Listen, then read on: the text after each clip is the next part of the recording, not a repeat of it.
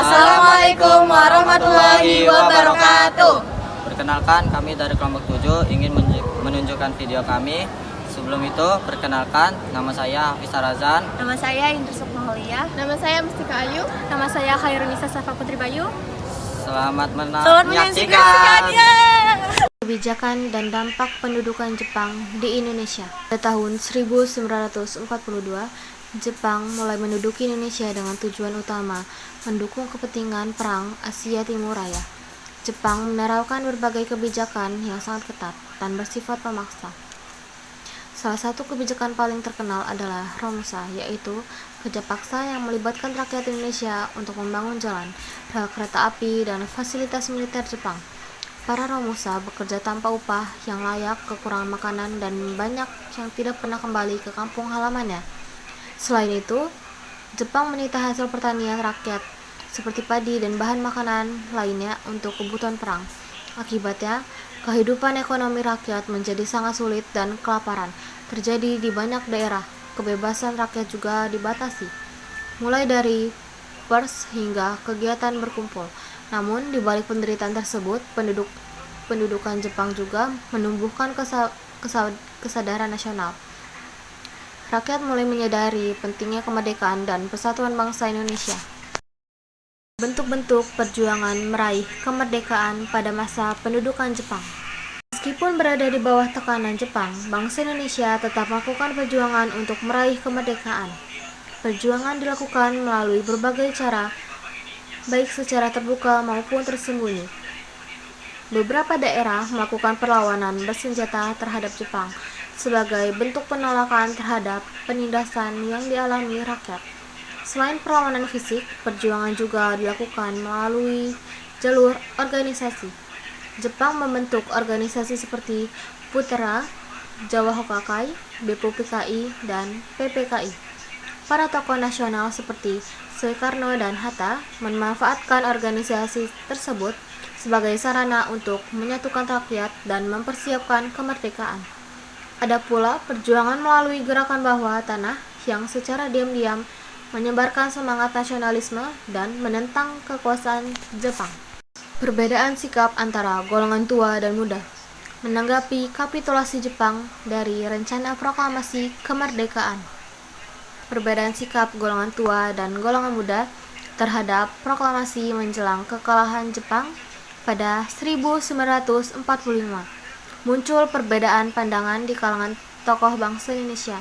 Golongan muda berpendapat bahwa kemerdekaan harus segera diproklamasikan tanpa campur tangan Jepang. Mereka menilai bahwa Jepang sudah kalah dan tidak memiliki hak lagi untuk ikut campur dalam urusan kemerdekaan Indonesia. Sementara itu, golongan tua seperti Soekarno dan Hatta bersikap lebih hati-hati. Mereka ingin proklamasi dilakukan melalui PPKI agar memiliki dasar yang kuat dan menghindari pertumpahan darah.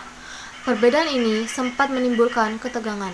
Namun, akhirnya kedua golongan sepakat bahwa kemerdekaan Indonesia harus segera diwujudkan demi kepentingan bangsa. Peristiwa Proklamasi 17 Agustus 1945 dan maknanya bagi bangsa Indonesia. Pada pagi hari tanggal 17 Agustus 1945, Ir. Soekarno membacakan teks proklamasi kemerdekaan di Jalan Pegangsaan Timur nomor 56, Jakarta. Pembacaan proklamasi dilakukan secara sederhana, namun memiliki makna yang sangat besar bagi bangsa Indonesia. Proklamasi tersebut menandai lahirnya Indonesia sebagai negara yang merdeka dan berdaulat. Makna proklamasi tidak hanya sebagai pernyataan kemerdekaan, tetapi juga sebagai awal terbentuknya negara Indonesia. Proklamasi menjadi simbol persatuan bangsa dan tekad rakyat Indonesia untuk mengatur kehidupan berbangsa dan bernegara tanpa campur tangan penjajahan. Pembentukan pemerintahan Indonesia dalam sidang PPKI. Setelah proklamasi kemerdekaan, langkah penting berikutnya adalah membentuk pemerintahan PPKI, mengadakan sidang pada tanggal 18 sampai 22 Agustus 1945. Dalam sidang tersebut ditetapkan Undang-Undang Dasar 1945 sebagai Konstitusi Negara Indonesia. Selain itu, Ir. Soekarno ditetapkan sebagai Presiden dan Muhammad Hatta sebagai Wakil Presiden. PPKI juga membentuk Komite Nasional Indonesia Pusat sebagai lembaga yang membantu Presiden sebelum terbentuknya DPR dan MPR. Keputusan-keputusan ini menunjukkan bahwa Indonesia siap menjalankan pemerintahan secara mandiri sebagai sebuah negara merdeka. Dukungan dan reaksi rakyat Indonesia terhadap proklamasi. Berita proklamasi kemerdekaan menyebar dengan cepat ke berbagai daerah di Indonesia. Rakyat menyambut kemerdekaan dengan penuh semangat dan antusiasme. Bendera merah putih dikibarkan di berbagai daerah, lagu Indonesia Raya dinyanyikan dan rakyat menunjukkan rasa bangga sebagai bangsa yang merdeka.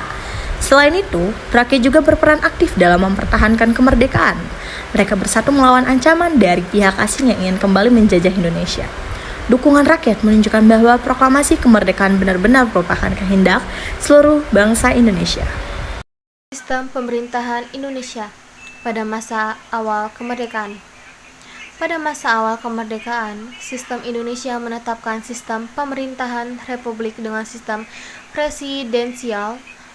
Presiden memegang kekuasaan tertinggi dalam pemerintahan dan dibantu oleh wakil presiden, serta para menteri. Sistem ini dipilih untuk menjaga stabilitas negara yang baru saja merdeka. Namun, pelaksanaan pemerintahan pada masa awal kemerdekaan tidak berjalan mudah. Indonesia menghadapi berbagai tantangan, baik dalam negeri maupun dari luar negeri. Meskipun demikian, sistem pemerintahan ini menjadi fondasi penting bagi perjalanan bangsa Indonesia dalam mempertahankan dan mengisi kemerdekaan. Sekian video dari kami akhiri. Wassalamualaikum warahmatullahi wabarakatuh.